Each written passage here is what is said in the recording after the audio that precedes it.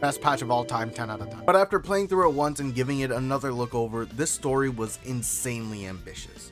From the cutscenes to the mechanics to the music, oh my god, the music was absolutely insane. Like, bro, this drop had me like, they love mixing the 2D and the 3D animation. No, even if the end is here. But that being said, of course, not everything is perfect, and I think for the most part, it isn't really because of the story itself. In fact, I feel like this could have been one of the best stories Wuthering has ever released, if it wasn't a gacha game. I'll explain, but you know the drill. Let's get the positives out the way this time, and trust, there's a lot of positives in this story. For one, the storytelling was absolutely insane this patch. Kuro took a risk and opted to stray from their typical gameplay style and chose to make it more of like a Telltale, Life is Strange, Until Dawn type of gameplay style.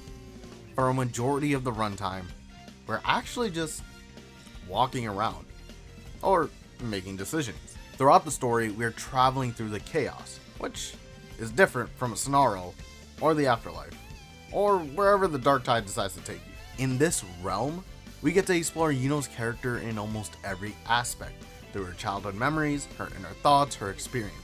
If you've ever heard the belief that in your final moments of life, you're gonna get memories of your entire life, it takes that idea and manifests it into a physical experience. And I think that's a really cool concept, and they conveyed that feeling relatively well. The visuals were nothing short of stellar.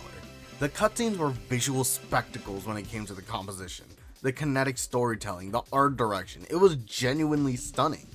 And I think it's safe to say that Kuro has somehow managed to up their game once again. Like, seriously, can we please appreciate how good this cutscene is?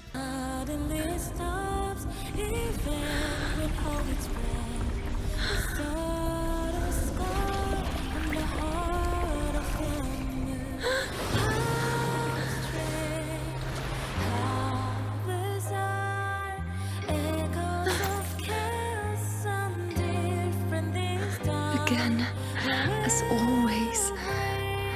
But why would I just stand by and watch you, accept you, complete you? And I mean, guys, the music.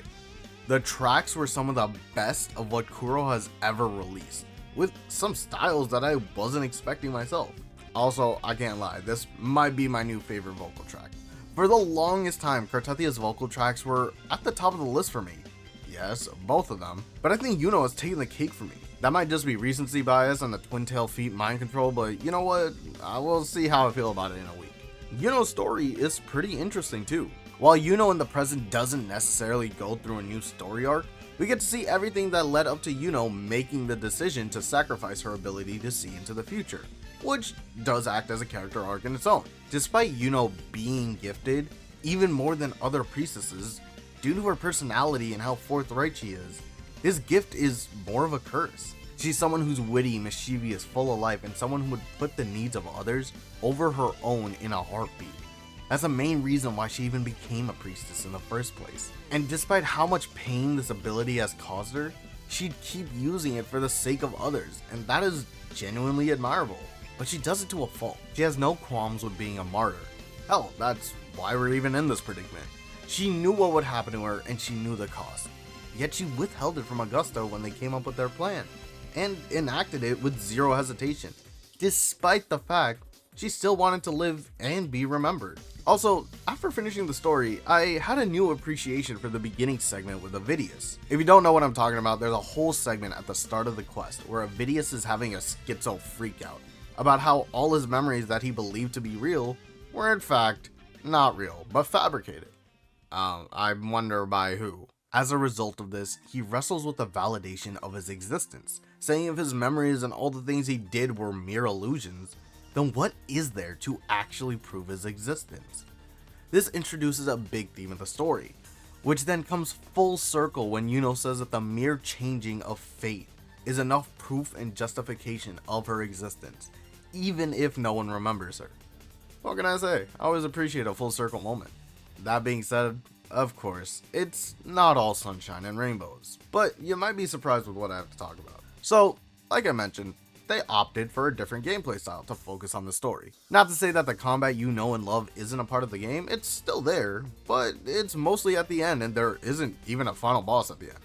A solid 85% of the story is simply walking and talking and making decisions. And as cool as the making decisions part is, it doesn't really do much. Hey, I said they took a risk, but I never said it paid off. I've talked about this issue before, most prominently when we discussed the Augusta event in 2.5. The appeal in having the option of multiple choice is to see different outcomes and different storylines. Not only does it add replayability, but it also just scratches that what if part of people's brain. Want to know what happened if Delton decided to be straight up evil? He nukes his grandma. Want to know what happens when you lead the goblins to the camp in Baldur's Gate 3? You get Minthara as a companion. Now, lie down. Woo! Yeah, baby! That's what I've been waiting for. That's what it's all about. Woo! Want to know what happens when you side with the Blades in Skyrim? You end up having to kill Parthenax. These games thrive off the fact that the player can essentially create their own story. Detroit Become Human is an incredibly highly acclaimed game just off of this philosophy alone. They make the players think about the choice, evaluate the situation, think about the past events, and use it to see different ways their choice can lead them down the road. And then the game rewards the player for that thinking. But here, you're lucky to get some dialogue. A lot of the time, you'll just see a generic line followed up with, "The past has already been said," which honestly just translates to, "Pick the right one next time, dumbass." The biggest difference I saw was with the kid either being pissy at you or being happy when you tell them if their grandpappy was lying out their ass or not. It trivializes the whole concept of this gameplay style, and either makes the player feel dumb for even thinking that far ahead, or makes the player not care about what they choose and button mash through it. It feels trivial and pointless. Like that, "Hey, are you still watching?" pop up in Netflix. But instead it's Kuro being like, "Hey, you still paying attention?" Now, am I expecting the game to have full-on alternate routes and different endings and different dialogue lines for every single scenario? No, I don't. But it's not because I don't want to expect it. It's because I know having that expectation is only going to disappoint me because it's a gacha game. If this was a normal game, I'd have that expectation and would vigorously bash it if it didn't. But because it's a gacha game, and because no one has really raised the standard, as far as I know, in that way, it's an expectation that I know will only hurt me. And I know the only reason I don't have that expectation is because it's a gacha game. It's like getting upset at a kid for not making their own food. There's no point in having that expectation, they're just a kid. That's what I mean by the story being held back by the fact it's a gacha game. When the gameplay style should be working in harmony with the story, it in actuality kind of holds the story back. Kind of ironic considering the whole theme of the story is defying fate and choosing to alter the future. Also, I'm gonna be real, the writing in the story can be a little confusing at times. There were times where I was listening to the dialogue and my brain was just empty. Like there was not a single thought behind my eyes. I think the most prominent part of this happening was the beginning part of Avidius. You only realize the purpose of that part when you finish the story, and by that point of the story, I wouldn't be surprised if a lot of people had already forgotten him being a part of the story. But first time around, bro was having a schizo-spaz attack, and I was just sitting here looking like Patrick after a fried brain. Also, this part when you're going through Yuno's memories of her parents, and there's a scene with her mom, but then there's a dialogue choice that goes, and then Yuno doesn't acknowledge it at all because the dialogue stays the same no matter what you say. Double points off for illusion of choice and confusing me because I was like, huh? Also, this is a personal gripe, but I don't really like the fact that Augusta specifically does not remember Yuno. Everyone else, don't care. But a big part of Augusta and Yuno's character was, in fact, the connection they share. Like, bro, they create their own goddamn domain expansion when you use their abilities together. Like, what the fuck? But with their history essentially erased from Augusta's mind, we do not get to see any more of their close relationship.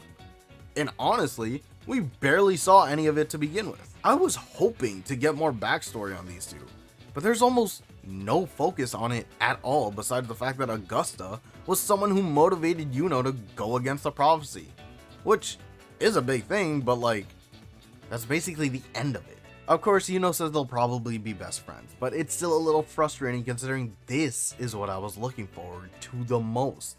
Ever since I saw Yuno literally tell Augusta what to do in 2.4. So knowing that I won't really get to see what built up that relationship on a more personal level kinda sucks. This also kinda leads to my next critique. Something I've noticed that I kinda want to bring up is that these main story quests seem to also replace companion quests. Ever since 2.0, Wuthering has been working towards creating a more seamless story quest that involves both character development of the cast with main story development.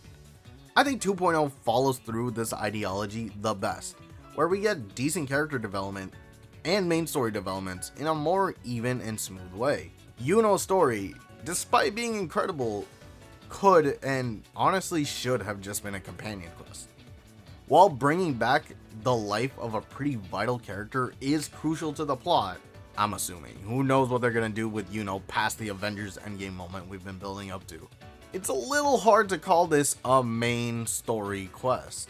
If you've noticed, we haven't had a companion quest since 2.3, which is theoretically fine since they're baking it into the main story quest.